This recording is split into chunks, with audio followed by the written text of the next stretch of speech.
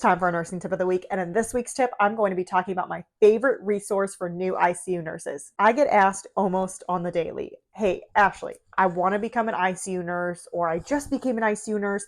What are some things that I should study and focus on to grow as a nurse? To which I always say, my ICU crash course. If you haven't been living under a rock, you probably know that I just released my ICU crash course for pre-order. This course goes over everything that I think new ICU nurses should know. If you're confused about ventilators, how to intubate someone, how to extubate someone, ICU drips, what to do in a code blue, this is for you. This course has over 3 hours of video content where I'm sitting down explaining things to you just like I am right now. I've also put in there over a dozen PDFs. That way, if you need to download them or have them on your phone, you got it. But that's not even the best part. The best part is once you complete this course, you can get 5 continuing education hours for completing it. So not only is it like I'm precepting you as an ICU nurse at the bedside, you also have a lot of great resources and get that education. The course is available for pre-order. It's a 30-day money-back guarantee. And I know you guys are going to love it. So if you're interested, go check it out.